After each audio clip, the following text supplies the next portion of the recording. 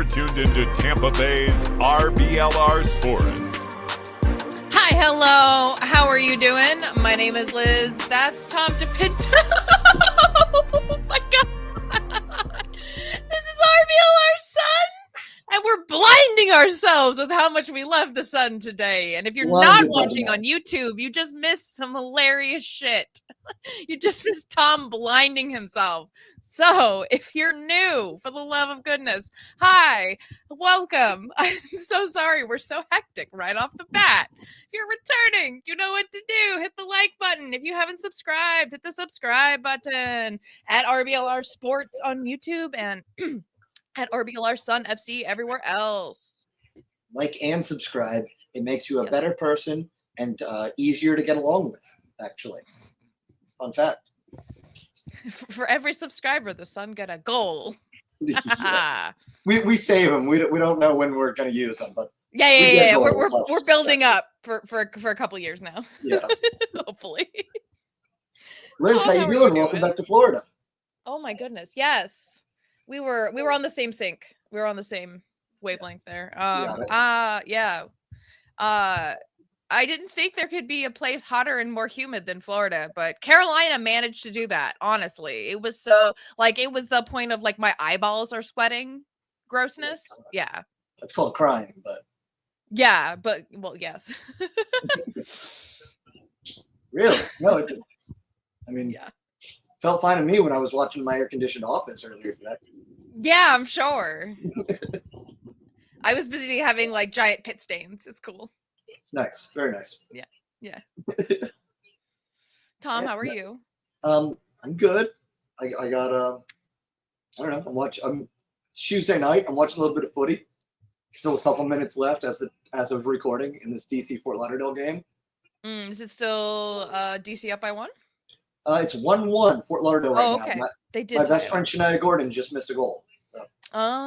She typical. does do that. That's what she does for a living. Yeah. Yeah, got to keep tabs, keep the feelers out.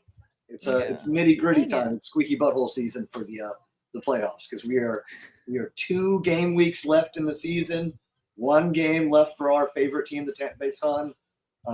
So pay attention, make sure you know what's going on, and let's stay locked in because this is it, first season ever of the Super League. Yes, and if you don't have tickets, I'm gonna cheat up. I'm gonna move up for a half a second, but if you don't have tickets for Saturday's match, go get them right now. As you're listening, what you do is you're gonna go to the internet and then you're gonna type in Sun FC tickets, and then you're gonna buy them. Okay, and you want to buy it now because we are selling, we are actually fairly close to selling out. And I'm not even hyping it up. We went and we looked at the amount of tickets left. There's not a lot. Very few. They're really pushing this game. It's gonna be awesome. Fireworks after the game and everything. If you're quick about this, if you're listening to this real soon after it comes out, tickets may still be 25% off. So yes. Yeah, you've already missed 50% off, so you should feel bad, but you can feel better if you get the 25% off. Don't pause the video, just open another tab or whatever. Yeah. Get a ticket. Yeah. You'll see us there. Yeah. Lot going on in some country. Yeah. All right. So I went to Carolina.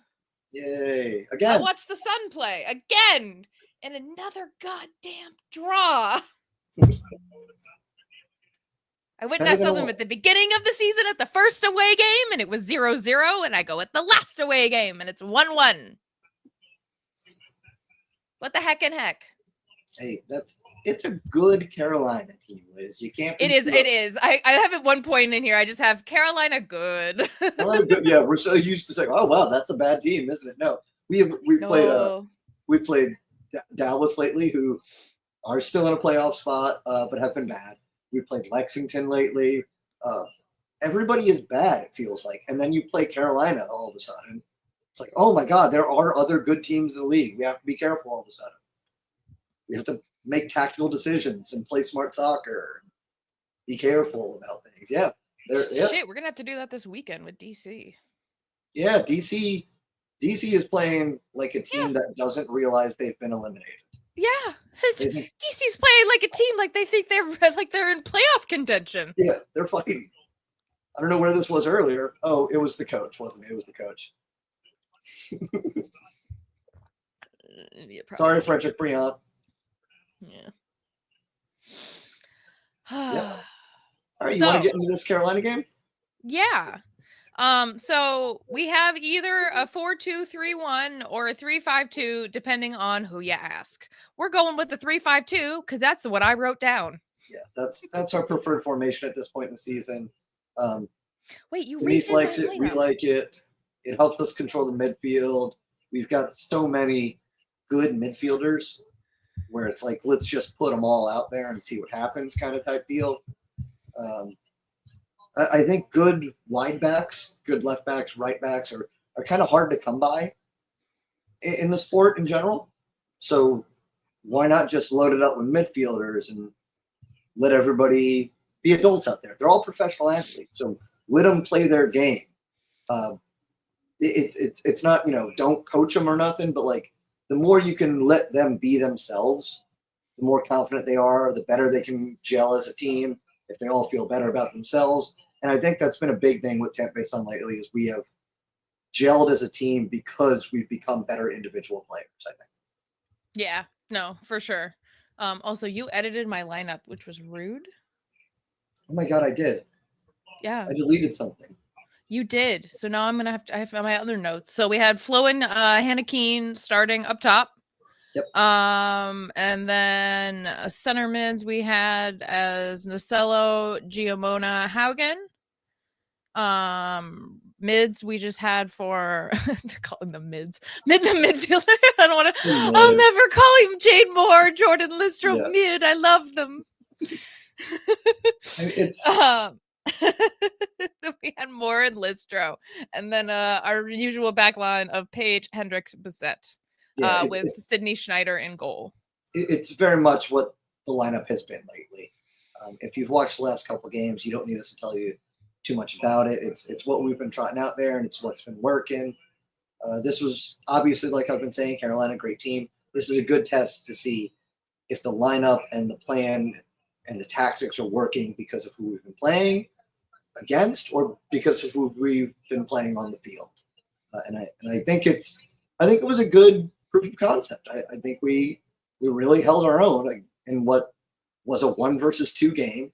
The only two teams that have solidified clinched playoff spots. What could legitimately be the first ever USL Super League championship game right here. So it works, I think. Yeah, but I wish we had Flint. Wish we had Flint. There is a Flint-shaped hole in the field, and it is felt in this match. And I think maybe that is why we only tied, as opposed to maybe getting 3 points. Yeah, there is a certain spark that was missing from our team without Flint. Yeah, and Flo is trying. My lord, Flo is trying. I love her to death this match. If Flo had I think she gets our only goal, right? She got a goal. I think. Yeah, she did get our only goal. She would have been probably my player of the match if it wasn't for Sydney Schneider just being like the bomb.com. But the hard thing is, Mr. Flint, is you're asking Giamona to become that facilitator for about half of the game, really. And I think she does a very good job. She's got good vision. Some of her passes with the outside of her foot and splitting the line with Lou making runs, finding Keene on the edge of the defense. We play very aggressively right up against that Carolina back line. And it almost works so many times. You can see the idea. You can see kind of the frustration when it doesn't work. But man, the ideas are there. If the personnel were slightly different, if Flint was out there, I think that would have edged it in our favor. Yeah, I do too. So right off the bat, even you noticed we're really aggressive right off the bat, which we do love. 10 out of 10. But then yeah, we were really aggressive for about 90 seconds. And then Carolina was really aggressive for about 30 seconds. And that's all they needed. Scored off the ball. Yeah. That's something we've been doing where we come off the first touch in the first half or the second half. first minute 45th and just run. And it's worked on a lot of these teams. Carolina, 3 weeks off to get fit, to get prepared, to watch our games and see what we've been doing, how we like to start games now. And they were like, okay, man, yeah, I know that's so obvious. Yeah. It did not occur to me. It's like, oh, they've been watching us. Of course they have, Lizzie. Oh my goodness. We played like 3 games in the time they've been sitting at home working out, eating nachos, and watching us. Probably more of the first thing and the third thing than the second. But. Probably. But it paid off, yeah. Second minute, maybe the fastest goal ever scored against us, I want to say. Probably. It's also the Swiss cheesiest, probably. My goodness. Just a big old hole. Yeah, it was very much a goal scored by a team that knows how to pass the ball and has watched how we play. They kind of suckered our wingbacks up on the right side real far, just like we like to do, and immediately broke and found that with a really big, long give-and-go pass. You can't really ticky-tack of the ball against the Sun. We move too well as a unit. But if you find a big gap and make a big run, Ellie Hutchinson showed you can really find some success, and she got it. It was a great run on the side. The cross in was into a dangerous spot, and sometimes you just kind of put a boot on the end of it, and good things happen inside the 6-yard box, and that's what happened for Carolina. Yeah, it was, if I remember correctly, it was like everybody was just a little bit out of position. Was it I was about to say what I have in the notes, nasty. Sydney Nacello was just a little bit up too much, wasn't quite on the wing. So then Bissett was pushed over, and it was just like kind of a domino effect of people being a little bit out of place, and then made up a nice big hole, nice big gap for Carolina to come in and make that goal. Yeah, the high press is always a risk, but especially right as the game starts, because there's no flow to the game yet. So you can't say you're changing the flow or dictating the flow. You're trying to dictate the flow if you high press like we like to immediately out of the gate. And if a team can break it real quick, 90 seconds in, they can score. I think it takes a very good team like Carolina to be able to do that against us. It's something we would have had to worry about in continental play if CONCACAF let us into the continental play. But I mean, to be fair, we wouldn't have had to worry about it. Carolina would have. Yeah, right. Exactly. But it's, it happens against, the Player Shield winners. So sucks to go down that quickly, but we showed a lot of resilience the rest of the match. Yeah, and then kind of nothing happens, I feel like, for like 5 minutes, because Carolina is very, very good at containing us. Seems like you noticed a really good header from Henny that I clearly missed. Oh, yeah, she went up over the top of somebody and drew the foul, even though she was the one kind of aggressing, which is great defensive work. It's what we look for out of her. But yeah, we spend a lot of time usually being the team with the ball, looking for the other team to do something so we can exploit it. And Carolina flipped it on us. They were the ones with the ball looking to find an opening on our defense. Yeah, and then we do try to capitalize on this like a minute later. Hannah Keene tries to pass to Carly, and then it's Jade Moore coming in hot. And she rockets a shot. It goes just wide to the goalkeeper's left, but I do like the energy and I like the shot. Yeah, good early take. No shade on Jade, but you got to think if maybe that was Tosh in that position, like it maybe usually is, that shot goes a little bit differently. But you can't, one player out can't ruin the game for you.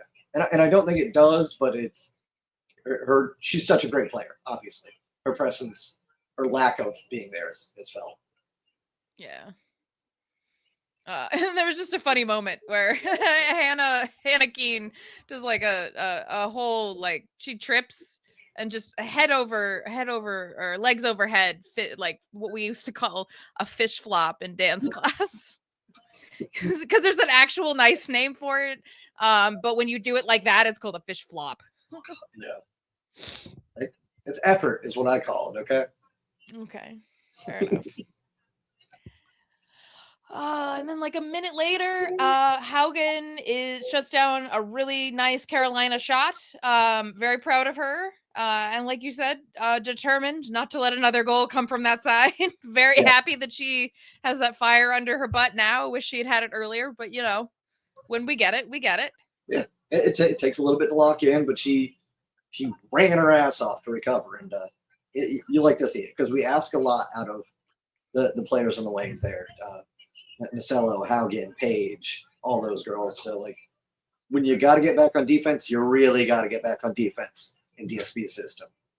And we got bit once, we didn't let it happen again. Yeah.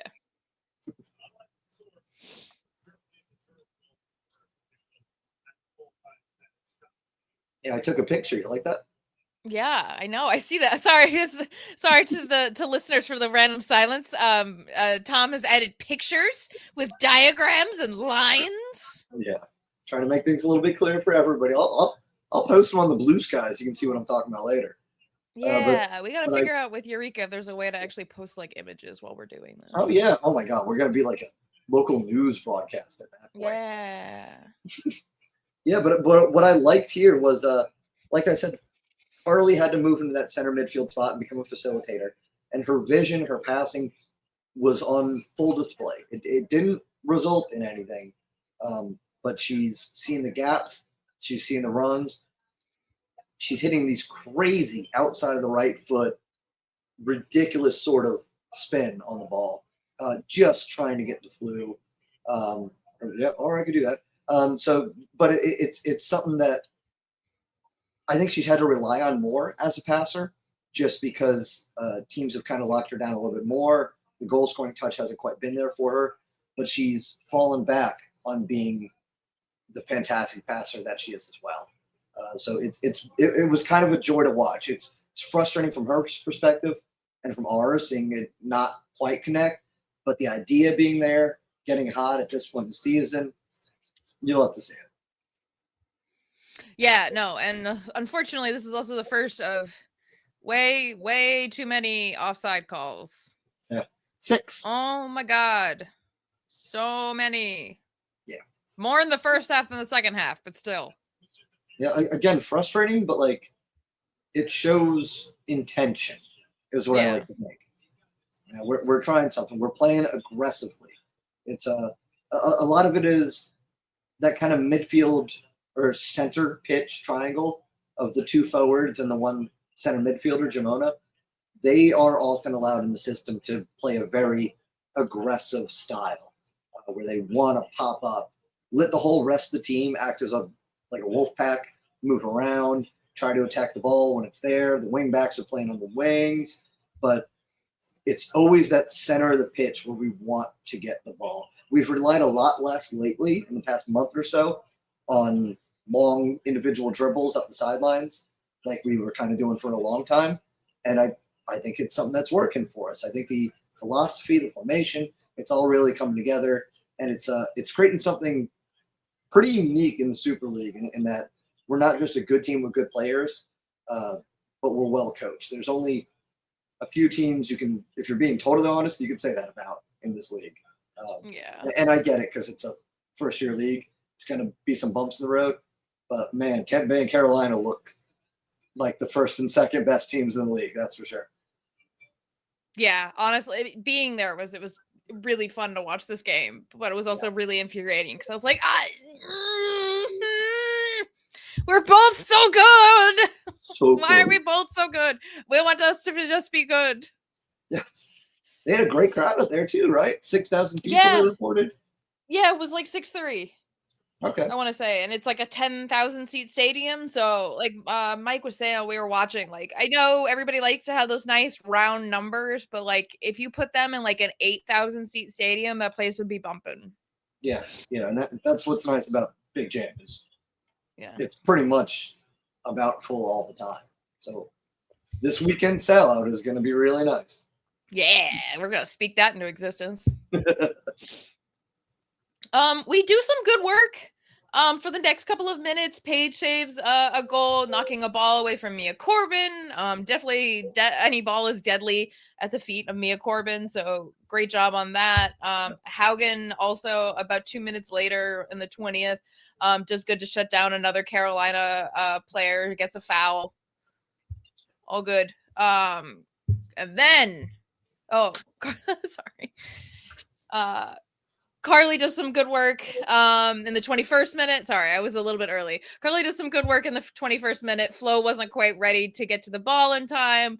What I liked and what Mike noticed and pointed out to me was that Flo, right after that play where she realizes she missed it, she thumbs ups Carly and is like, no, that's good. It is what we want to be doing, though. Yeah. Like, that's the game plan. And that's important because, like I said, Carly's being asked to do something a little bit differently than she's had to do the rest of the year.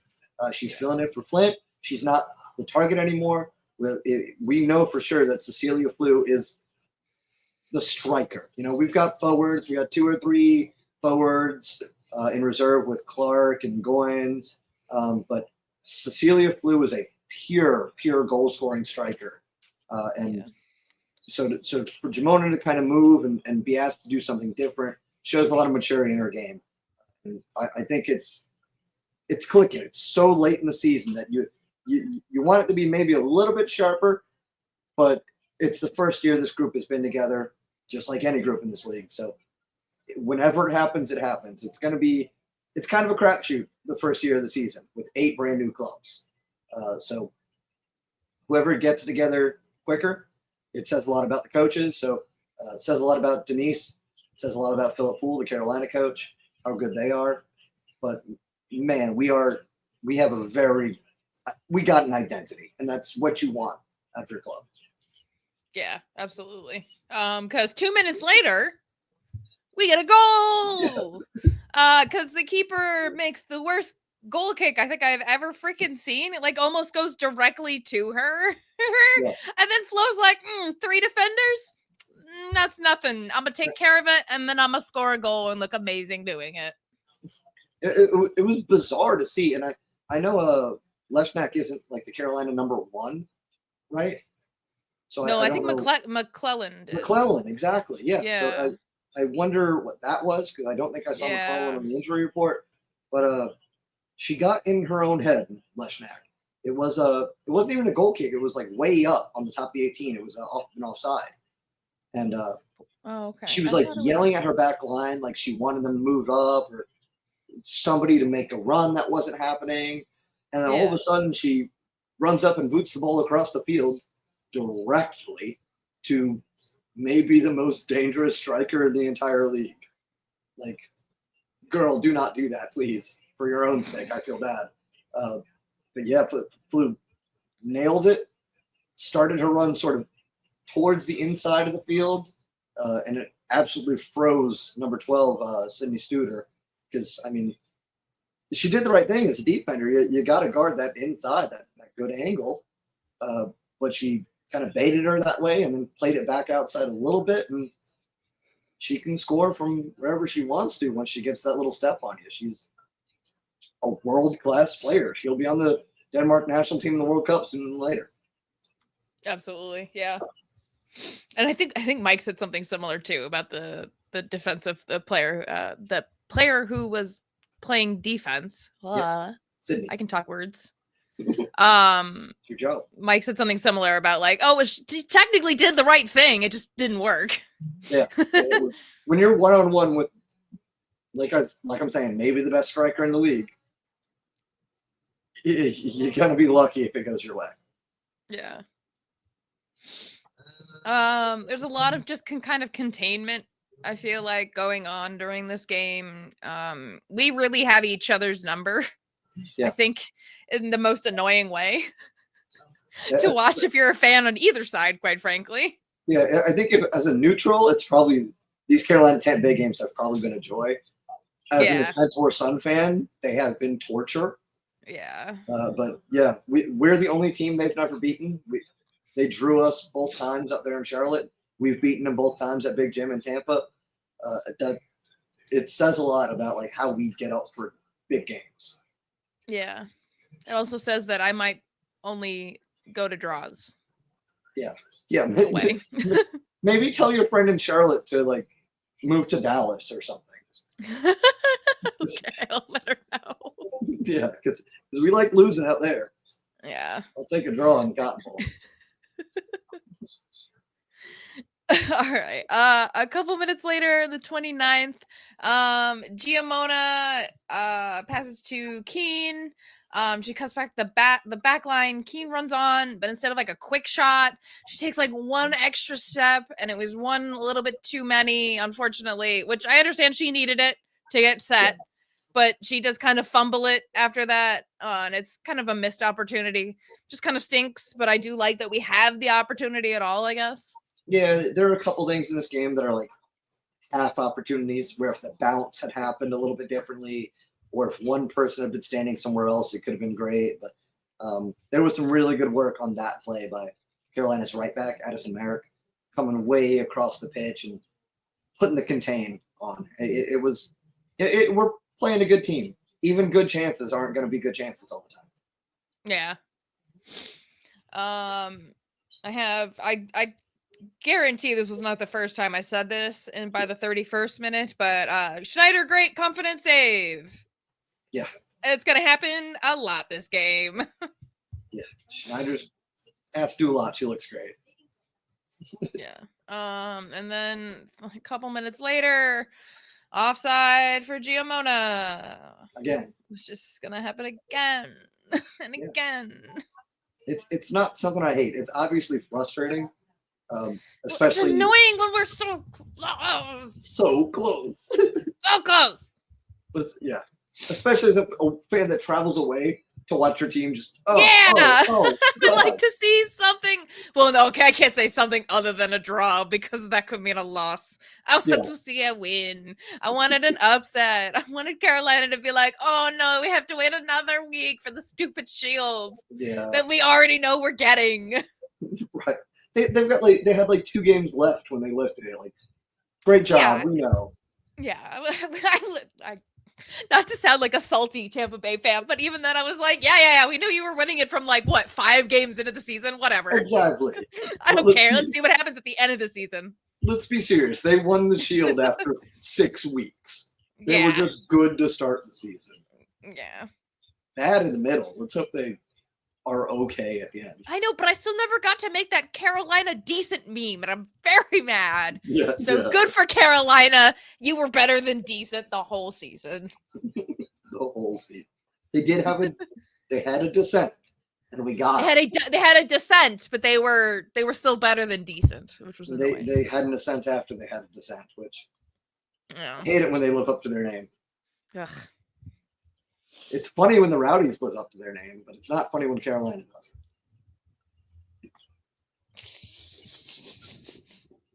I just keep thinking of that one bird. So we're going to call the Rowdies the Roadies. The Roadies. Because they don't get any W's. Yeah, the Roadies.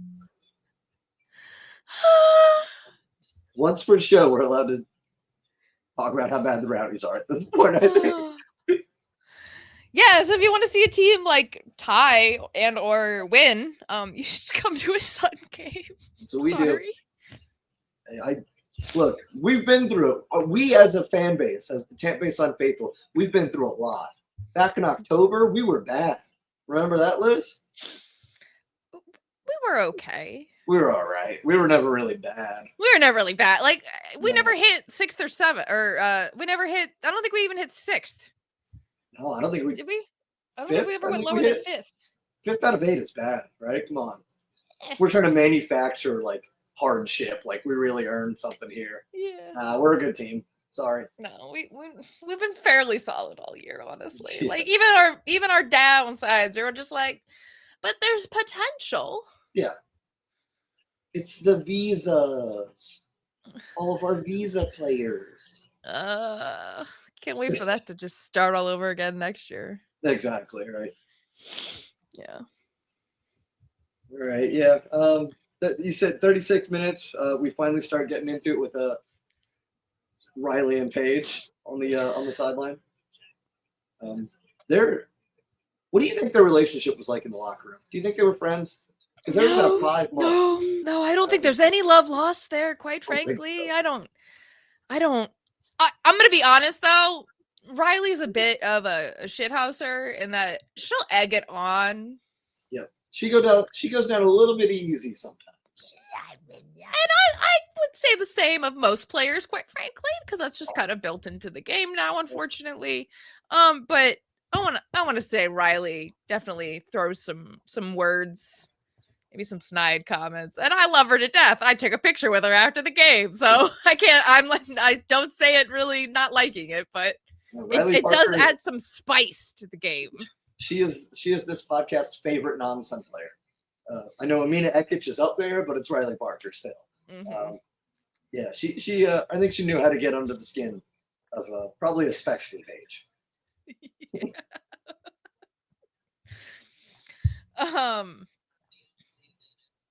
Yeah, do I make a note? Yeah, okay, I do make a note about that. I'll talk about that later. Where were we? Yes. We had a block shot from Tricoli, and then Riley picks it up and then just skies it. So haha on her. Yep. Yeah, that's what you get for leaving. Yeah, she skies it a couple times, honestly. She was not super on target this game. No, she had some fun in the wings and the corners, but she didn't find any joy in the middle of the field against us, which you would hope a former player you'd be able to lock her down a little bit. Yeah.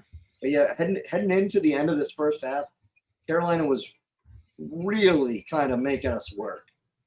Passing the ball well, moving it around, possessing, a lot of stuff that we haven't seen or had to deal with in a long time against a really good, hot team like this. So it's credit to us for sure for being a settle back into a low block out of that kind of attacking-minded 3-5-2 formation and absorb the pressure, move around if they want to move. And Carolina moves the ball so well. Big, long passes, good runs. So to adapt, to absorb 6-7 minutes of pressure right at the end of the half, I was super impressed with our defense for this. Yeah, honestly. Haugen comes in the 39th, has some great defense. A minute later, there's a Carolina corner kick that Schneider punches out and it's so good. I don't know how to describe it other than it's just exactly what she needed to do at the moment, other than maybe like catch it, but honestly, just bop it as far out as possible. You want to punch sometimes. You don't need a grab. Okay, well, I thought they always want to just have two hands on ball, hold the ball, shit house for 10, 15 seconds, then kickball. Golf ball wash, then kickball. Sorry. That's Orchid style goalkeeping. Grab the ball, take a nap with it. Take a nap with it. It's pillow shaped, you know. It's true. I was thinking of House at Home. Ashley Orchid just has a bunch of soccer balls. She just like grabs and cuddles with. That's how she practices. She has a bunch of soccer balls. I assume Dak plays with them too. Right. Hey, any good soccer player does. This is Hutchinson fell down. That's your note. She fell down. She fell down. She she passed the ball backward. She tried to take on Dory, saw it wasn't going to work, passed the ball backwards, and then just fell down. It was pretty funny. That's okay, because in the same minute, Carly gets pushed over. Yes. Just shoved out of the way, honestly. Oh my goodness. That's Trocoli out there. She's kind of the enforcer for Trocoli. It's Trocoli. I mean, yeah, it's Trocoli when I read it every single time. I don't have to time, pronounce her name right. She doesn't play for my team. Oh my goodness. Okay. It's an Italian name. I'm allowed to butcher it, okay? Okay. 42nd minute, Carolina has a free kick. It amazingly just kind of floats directly into Sydney Schneider's hands. I'm not sure if it was magnetically attracted or something, but it was kind of ridiculous how easily she caught that. Yeah. If it was a pass to her, it was a great kick. Yeah. Then a minute later, Carly is offside again. Yep. That one was pretty offsides. Yeah. By your measurements, about half a mile. Yeah. Give or take. Yeah. We do look good, though, when we're holding the ball. We're just not quite connecting on that last bit or making it to that last third. Because like I said, Carolina very good at holding us. Carolina good. Carolina good. Carolina decent. Carolina decent. Hey, what are you gonna do, huh? Yeah, we always look good with the ball, but when it's a team that also looks good with the ball, you're gonna see a lot more of them looking good with the ball. We're not playing Lexington. We're not playing Dallas. We're not playing Brooklyn. You know. So we're going into extra time. Haugen gets a yellow. Nacello absolutely got cleaned out. And you can see she's annoyed afterwards that she does not get that PK. Yeah, I think there was a little bit of Dory Haugen going after Carolina for going after Sydney Nacello. Yeah, which you like to see. That shows camaraderie.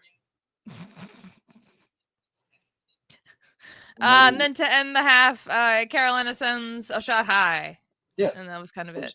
Absorbing the pressure, seeing now it's 1-1. We're on the road. We're doing a lot of things right.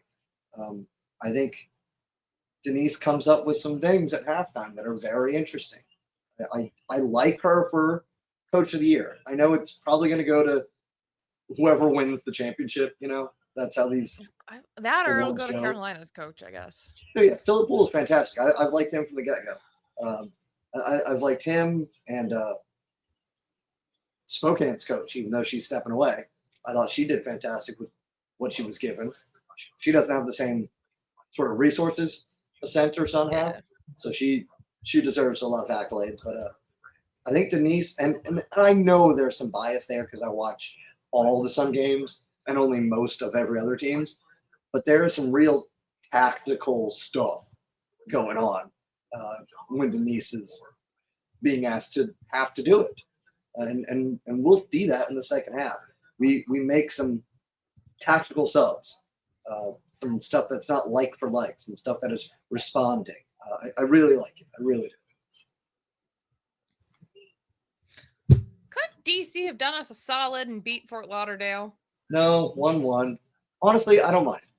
It's if we play DC on Saturday, so jumping ahead a little bit, we're only halfway through the first game, but if DC is a little upset with how this game ended tonight against Fort Lauderdale, that means they're not riding high when they come down to Tampa, and I'll take that. All right. Right? Yeah. Yeah.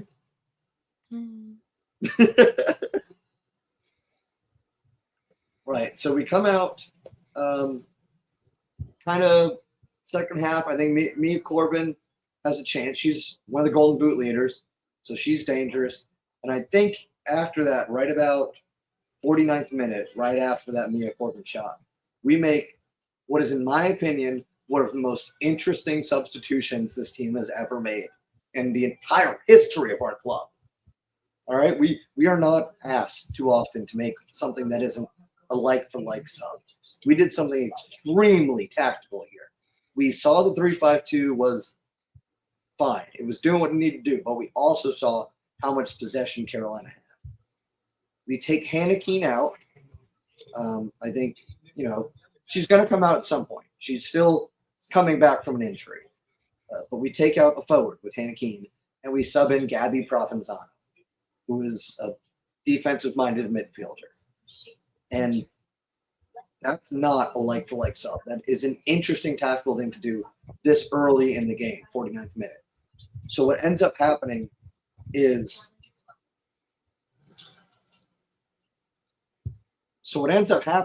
with Provenzano out there is we move into a different sort of formation. We come out of that 3-5-2 into more of a 4-2-3-1 with Flew as the lone striker, Provenzano sitting into that right defensive midfielder spot. it's the way that Carolina makes us move. We're having to react to it.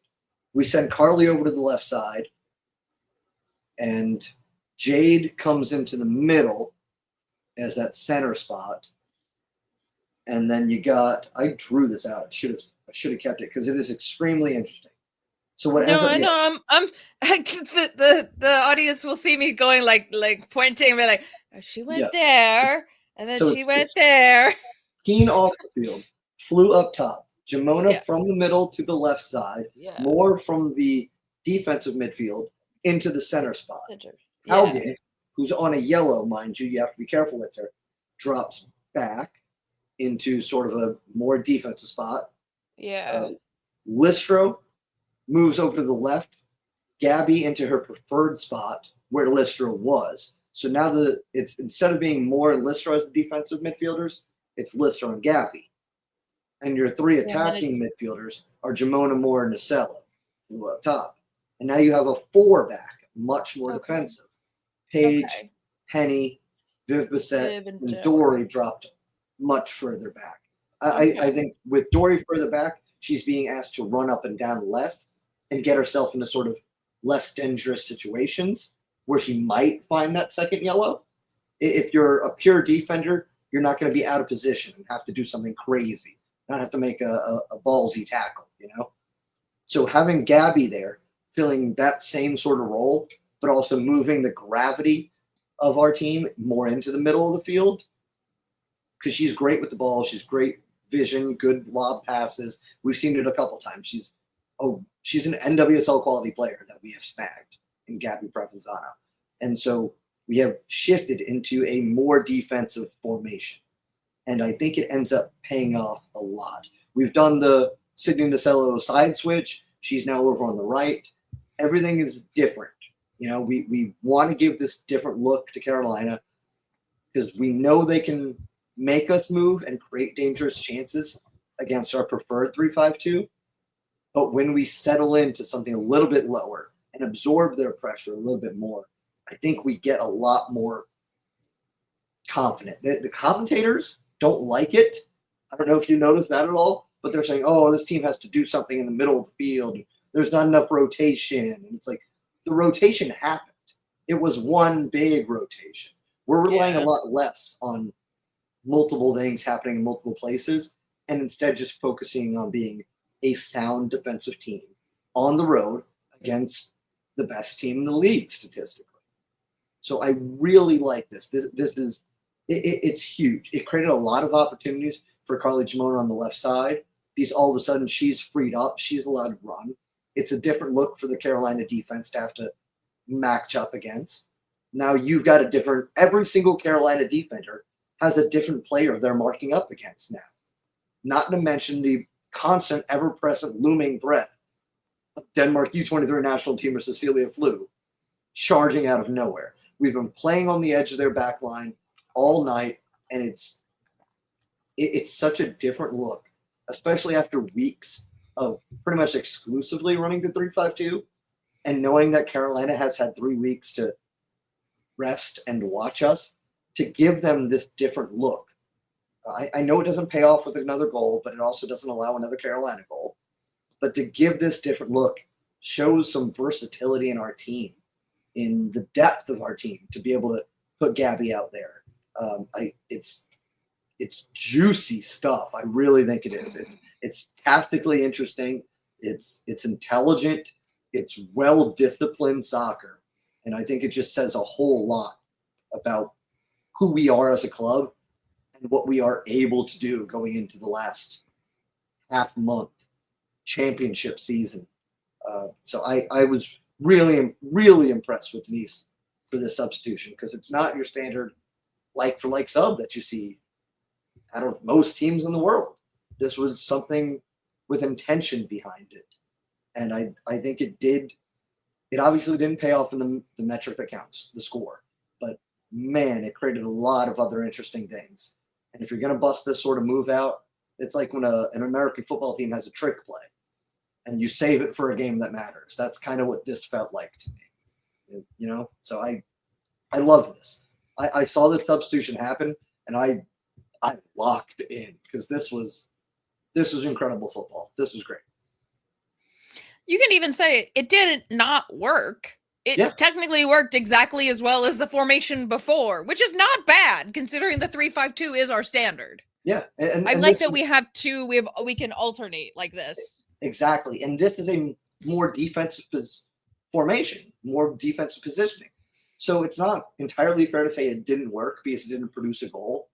The idea behind this was more so not allow Carolina to score another goal, and in that sense, it worked perfectly. Yeah, that is true.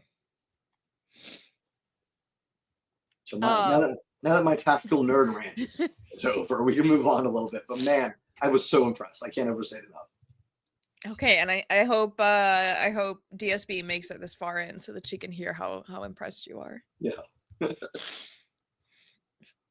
Giamona creates a great shot to the middle of the box and unfortunately gets blocked, but I like that we're starting off strong. This was like the 51st minute. Yep. I like seeing this very early, but a minute later we do get a corner off of that. And so at least we're fired up. We're working on this new 4-2-3-1. Yeah, and that tactical switch immediately produces a shot for Carly, who hadn't been getting shots off. She was playing a passing role. So it immediately works in that sense, you know? Yes. Then we have number 2 in the 55th minute. Paige and Riley, quote unquote, talk it out. That's what you call it, right? Yeah, that's what. So, side note, I did get to. I was sitting around like players' families because I shout out to the team. They got me some tickets. It was super awesome of them.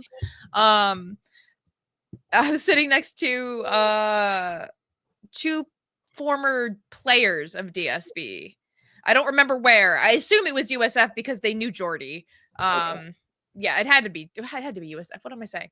I'm a silly Billy. Yeah. Yeah, one of them was like, yeah, talk it out, guys, talk it out. I was just dying. It was so good.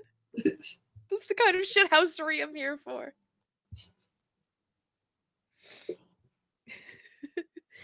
And then we have a short corner to Nacello.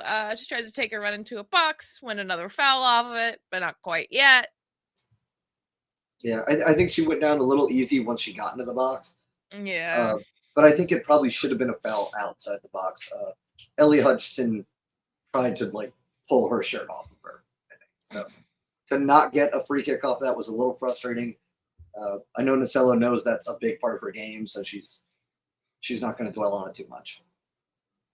Yeah. And Schneider does come in clutch a minute later. Schneider denies another goal, clears out the resulting corner from the play before very confidently. I am not worried at all, quite frankly, with Schneider at any point in this game, quite frankly. Huge save. Incredible. Yeah. But 2 minutes later in the 59th, Flo has a great move to get past the Carolina defender. She tries to cross to Giamona. It gets blocked. However, she does get a corner out of it. We try to capitalize on that. Sid is calling for the ball. She doesn't get it. Listro shoots. It's caught by the keeper. It was kind of a soft shot, in my opinion. Yeah. For this 59th, 60th minute, it was a little soft. Yeah, I don't mind Listro shooting, but I love Listro passing. Let's say that much. Yeah, that's true. That's valid. And then a minute later, the ref stops play for Listro's bloody sock. This was also another thing where I don't think they caught this on the broadcast, but I'm pretty sure I saw it in person. Riley Parker gets annoyed that Listro's taking off her sock on the pitch, and it's like, can you move along? And I think that's also what was kind of egging on the players, which Riley's not wrong. She does need to get off the field. However, Jordy is doing exactly what a captain is supposed to do and wasting time. Yeah. I think Riley probably likes playing us because she gets the chance to say a lot of things she wasn't allowed to as a member of the locker room. Yeah. But yeah, it's the right thing to do. You are, I think, legally, soccer terms speaking, supposed to get off the field if you got bloody equipment. Yeah. But like, take your time, Jordan. You're good. Yeah. we get, what is this? Oh, wasted chance by Giamona. Unfortunately, she doesn't quite capitalize on the goalkeeper not being in position. They are literally down on the field. She doesn't turn around quite fast enough, or she doesn't quite see. She just doesn't have I guess just didn't see what was going on with the play at the moment.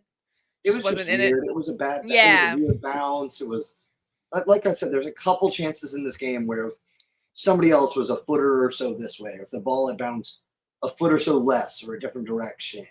It's tough. You can't harp on anybody too much. I think everything was really solid. Yeah.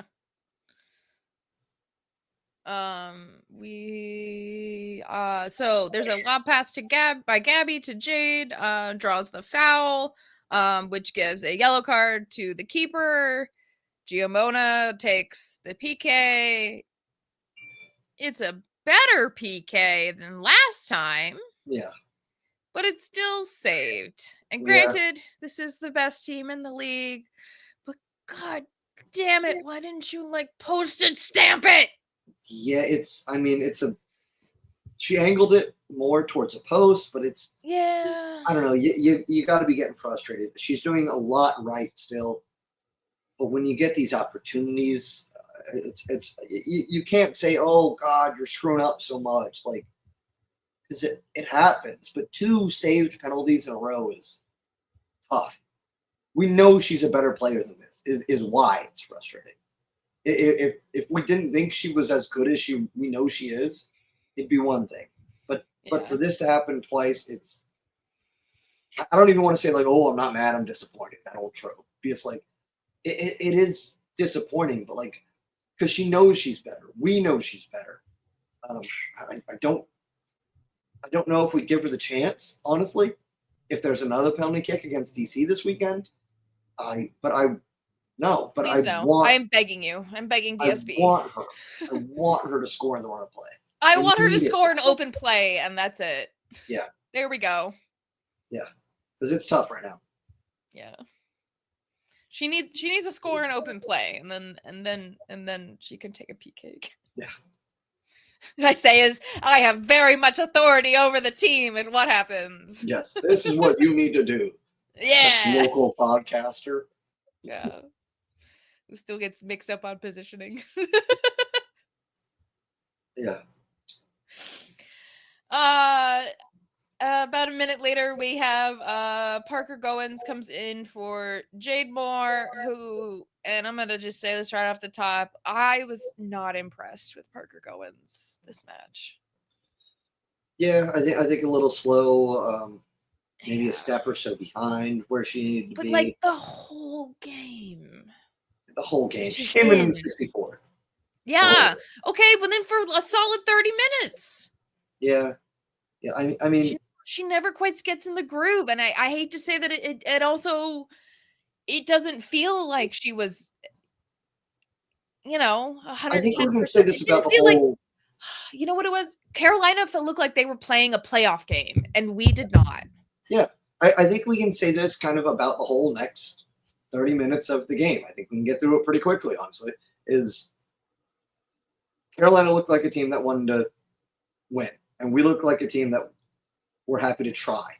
The game looked different when the formation changed, and we got some good chances out of it early, right after it, around the 50th minute. But then after that, it got into a funk. It got into a groove. It wasn't as interesting to watch as the rest of the game was. They held us in check. We could find a chance here and there, but it wouldn't really work. They were really getting down our throats for a long time. It just wasn't. I mean, it wasn't working. I don't think anything was working. The big thing is, the takeaway out of this game is that we miss Flint, because she gives us a different look to start. She changes the substitutions. She changes the depth. And I just think it would have been different. It's nice to see Clark get in later. It's great to see Zayd get in later. But I think if Flint had been there from the get-go, again, you can't focus too much on one player, but man, I think this game does go a different way with her in it. Yeah. Do you want to go over the rest of the game? I don't know if we need to. There's not too much that happens. No, it's really, most of it is Schneider makes great save. Yeah. The Schneider whole rest does good thing. We can say that for the next 30 minutes is defense hangs in tough. Formation works. Schneider is incredible. Yeah. Yeah, and that ends it as a 1-1 draw. Yeah. And you said it earlier. Who's your player of the match for this one? Player of the match is Sydney Schneider. Yeah. Absolutely. She just honestly, she's just on it this whole match. And I was never once like worried about what her decision making was. Not once. I love her. I love the way she talks to the back line as well. I feel like she was doing a little bit more of that during the match. Like talking and giving direction. So I like that. I like that kind of leadership from their keeper, because I feel like the keeper can see everything. They should be talking to the back line. They should be talking to everyone, quite frankly. Huge part of the job. Yeah, you're right. Yeah. But just Sydney Schneider, I feel like is the only reason this was a draw and not a loss. Yeah. Quite frankly. Yeah. I don't know if I mentioned it before the show went on, but my player of the match is Cecilia Flip. Obviously, she scored the goal, but more than that, she was dangerous, excited. Oh, I get a graphic. I did mention it. No, I think he just made it. Okay. It's an easy one. Jumping furiously. Yeah. No, she scored the goal, but more than just that, because I hate to just say, oh, you're the goal scorer. You get it. She earned everything. The goal was sort of handed to her by the Carolina goalkeeper, by that big pass, but a lot of other players in the league would flub it. She was making dangerous runs. She's trusted. It's more than just what she did in this game, and it's more about who she is as a player. She's trusted to be our top striker. She's trusted to do so much for us. When we shift into that more defensive look, we still trust Flu to be up there. She's up there for the Golden Boot race for a reason still. I don't think she scores 3 against DC to win it, but great campaign. The whole year she's been fantastic. She's asked to do a lot. She's always answered. I've been tough on her a couple times because it's a tough position. If you're a striker or you're a goalie, there's a lot riding on what you do. So when it's good, it's fantastic. And so I really like what she did against Carolina. She was an important piece of this game. Yeah, honestly. My honorary mention would have been Giamona. Had she make that PK? Oh, because she did a lot of other good things during the match. And it's not to say that she wasn't doing good things. She was doing great things. It's just that PK would have been real nice icing on the cake for the goal match winner. Excuse me. If Carly had scored the PK, where if any number of her great passes had been converted into a goal, she would have had it. But it just. Yeah. It's not there. And sometimes as a player, things are going in your favor, and sometimes the soccer gods hate you. And right now, the soccer gods have it out for Carly Giamona. They do. I don't think it's anything she's doing wrong, even. No, I think she needs to sage her locker or something. Yes, literally. Can we just sage the whole locker room at this point? Just in case. Clean it out, get everything that's not necessary in the locker room out, sage the whole place. All the equipment's good.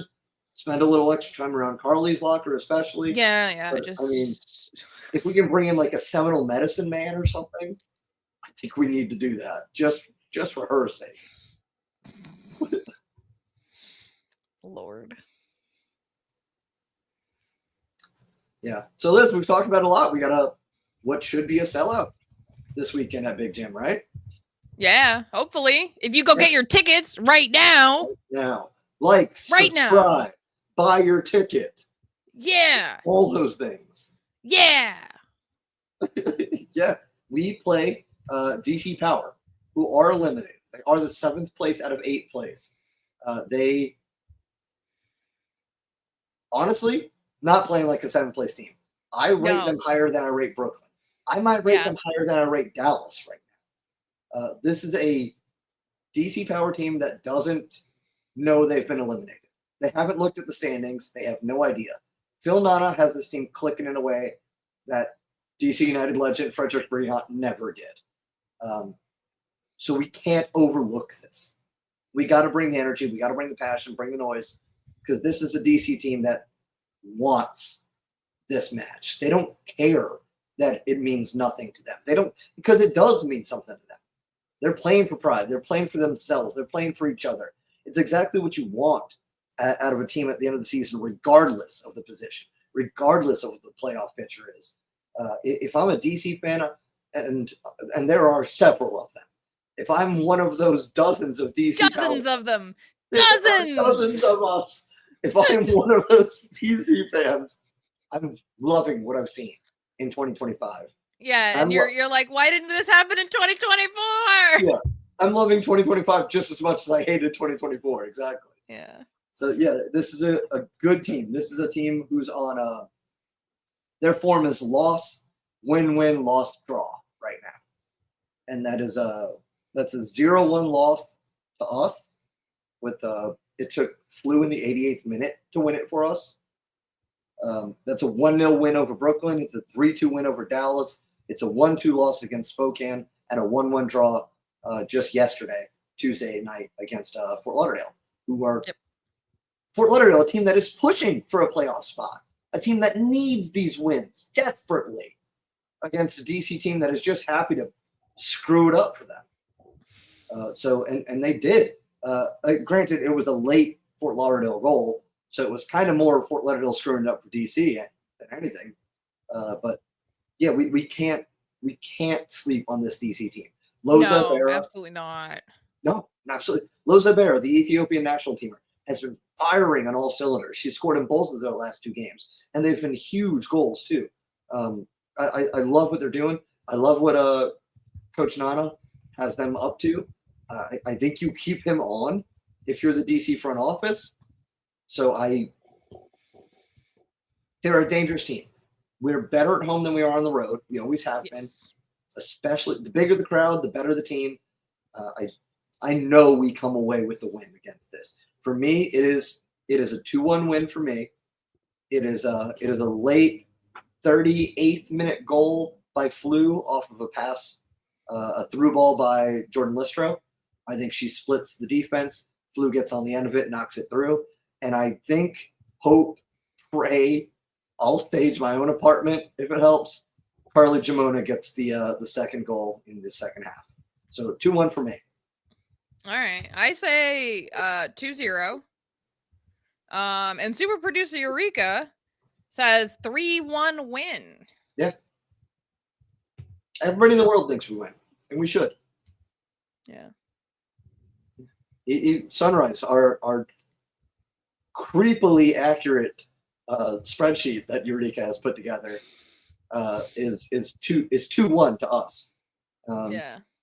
Which I like that it says a win. I think spreadsheets operate in decimals more than people do, which is to say at all. So they're giving maybe a DC 0.75 expected goal or something. But yeah, 2-1, 2-0, 3-1. I know we win this. Yeah. And something that we forgot to say, we're just realizing an hour in. By the way, we're in the playoffs. Yeah, we clinched. We're like it's confirmed. We're in the offs, baby. So now it's just, can we get that home playoff game? And we'll do a lot more of that math thing next week, because that is going to take a while. Yeah, I think the quick and easy thing is, if we win and Dallas doesn't, we get the home playoff game. Obviously, there's a lot more to it. We only have one game left, but my gosh, it is in the cards for us to host a playoff game. I will lose my freaking mind. I'm in the river if we win. I'm in the river. Yeah, we do have a super special TIFO coming. So make sure if you're definitely at this game to see the TIFO. I got a sneak peek of it in my DMs the other day. Nice. Yeah. Is that all related to some of the departures that we've had recently? Oh no, this one wasn't in the river one. Oh, We went and we're in the river. she knows more than I do that. All right, well, Yeah. Yeah. Well, I mean, which, by the way, when this goes live, if you're listening to it day of, there is an open practice. It's $10 on SeatGeek, $5 if you're a Sun Chaser, I believe. So if you want to get tickets, it's like 7 to 9. There are midfield seats only. It's gonna be a good time. I heard I suggested that they should measure Zayd's flip throw at this because I think that would be really funny to do. Oh, because somebody just set the women's longest throwing record. So I said jokingly, like, we should measure Zayd's flip throw at the open practice. I think she could beat it. Yeah. So we'll chant for that, I think, once we're out there tonight. Yeah. Yes. Show up to the open practice. It's gonna be a blast. Bummer news. Quick. Who's gone? Erica Timrak is retiring. Yes. Unfortunately. Yeah, Erica Timrak. Lauren Kellett just kind of left. Yeah. Yeah. Not sure what's going on with Lauren Kellett. Wish her the best, obviously. Unfortunate. She didn't really get a lot of minutes. I think the only game she really played was... I don't know if she played. I think she played Gotham, because I think we subbed all of our keepers that game. No, that was Orcus out in Schneider Inn. That was Schneider's first game. Oh, you're right. Yep. I don't think Kellett ever hit the pitch for us. And I make the joke a lot that, like, oh, Kellett doesn't like playing soccer, because she did that radio interview where she was like, oh, a coach asked me who I model my game off of. And I was like, I don't watch soccer. I don't model my game off of anyone. But obviously she's a pro. She enjoys playing the sport. She's still practicing. I just think maybe she knew it wasn't in it for her here in Tampa. But I wish her all the best, whether it's in the Super League, overseas, anything outside of soccer, whatever she does, she'll always have a home here in Tampa, just like any other Sun player will. Yes, especially Erica Timrak, like we said before, she's retiring. She has an illustrious career. My goodness, 13 years as a pro. Yep. 173 NWSL matches. That's bonkers. I didn't even know when they announced it, when I went to look her up. She played for Kansas. Yeah, FC Kansas City, not the current. Yeah. The old one. The first Kansas. The Kansas that I specifically only remember because Rose Lavelle really wanted to play for Kansas because their sponsor was Domino's at the time. God, that's awesome. I love Rose. I love Rose Lavelle. She's great. Yeah, I think we actually found out, too, that Erica Timrak is the only player who played the first season of NWSL and the first season of USL Super League. I think that was correct, yeah. Yeah, there are a couple who joined the second year of NWSL, but Erica was there with Kansas City day one, game one, and she was here in Super League with Tampa Bay day one, game one. That's huge. How many people can say that? One person can. Erica Timrak. It's crazy. She's a local girl, grew up in Lakewood Ranch. So to have the honor and the privilege of having a hometown team finally in Tampa Bay to end her career at, I can't imagine how special this whole season has been for her. I'm so happy just to be a part of it because that's so cool. She got women's national team caps. She scored a goal for the U.S. women's national team, and she's one of our own. You know, we've got academy girls, Aaliyah Pitts and everybody else, Sienna Bryant, who are gonna go on to do great things. But Erica really paved the way for everything that Tampa Bay women's soccer is. She's an icon. She's a legend. Honestly, yeah, I couldn't say it better than myself. I'm not tearing up. It's fine. I'm all verklempt. I'm fine. Yeah. All my heroes are retiring this year, but I'm fine. Oh, you're crying again during her ceremony on Saturday. That's for sure. Yes, probably. Oh, okay. What's next? real quick, just around the league, see what everybody else is doing. The CONCACAF U20 Championship is coming up next week. Starts next Friday. Lexington's Emma Johnson got the call up to the U.S. team, and so did Celie Strong for Dallas. Celie's been huge for Dallas. She's like third on the team in goals. Emma's been a pretty decent piece for Lexington. Obviously, she's one of the best in the country at her age level, but Lexington has constantly made insane decisions with their personnel, so it makes sense we didn't see too much of her in the Super League. But yeah, that's going to be a fun tournament. It's, they don't call it, but it's the U20 Women's Gold Cup, and I think that sounds snappier than CONCACAF Championship. But we're in a group with Guyana, Puerto Rico, and Costa Rica. Again, starts next Friday. We'll talk about it more next week. Don't worry. Nice. Yep.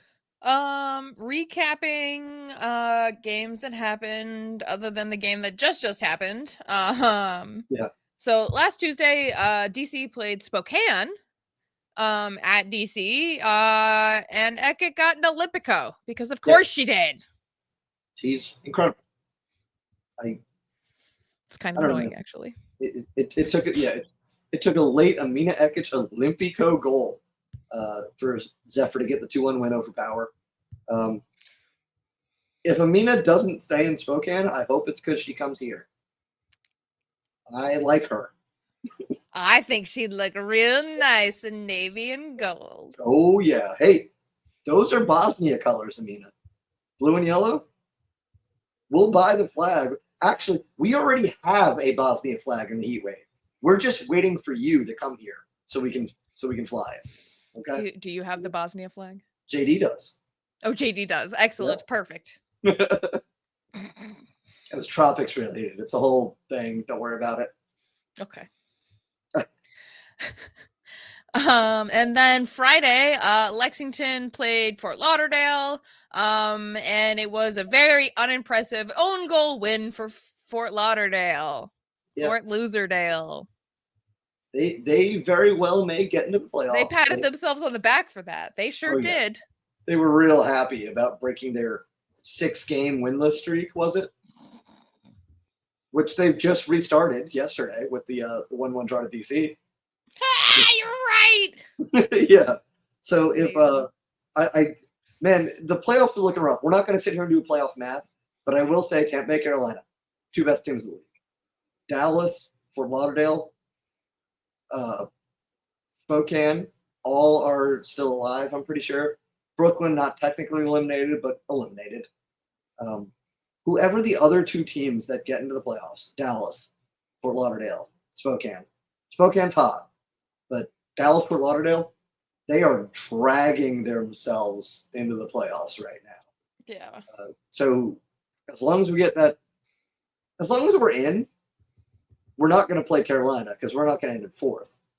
So I don't want to get too ahead of everything, but the path to the championship game is there for us.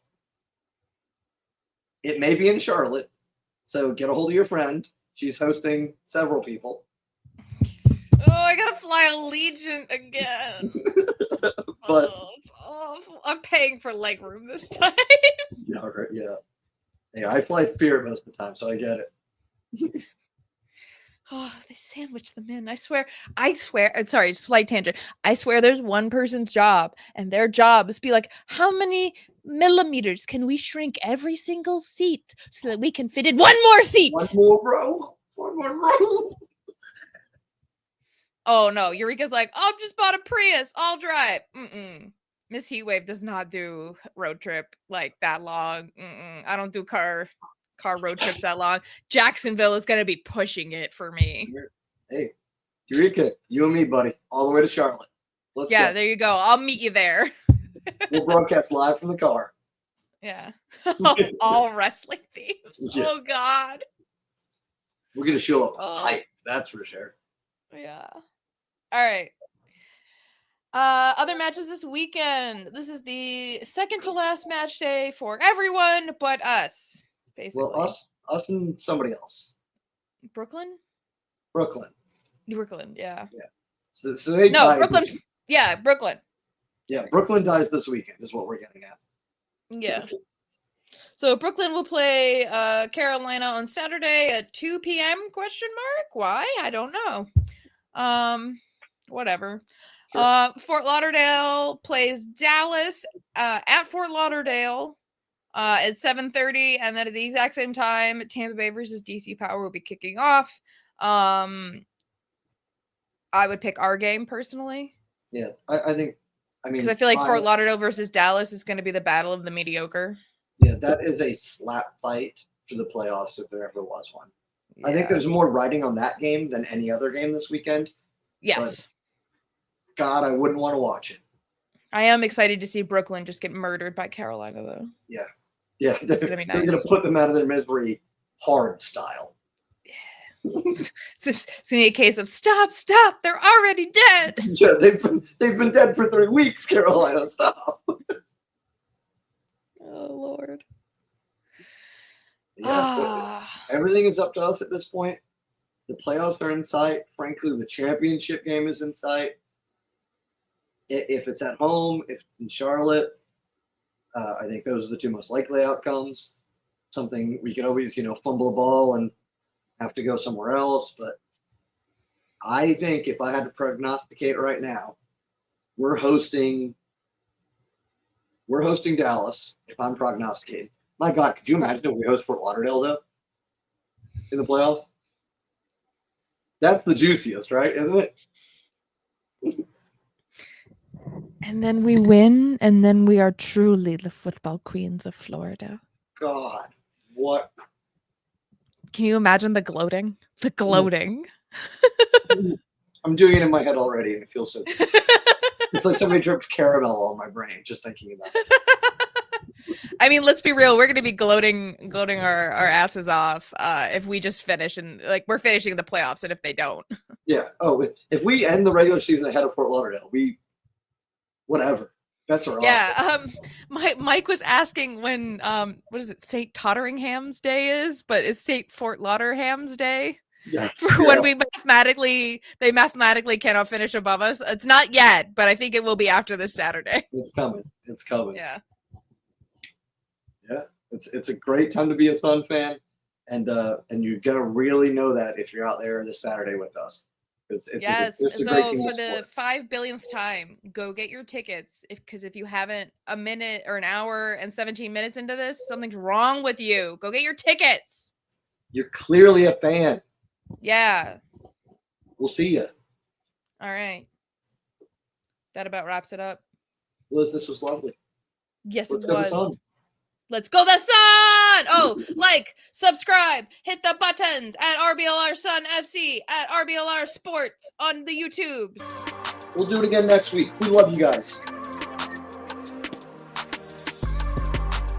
Thank you for tuning into this presentation by RBLR Sports. On your way out of the stadium, please remember to like and subscribe.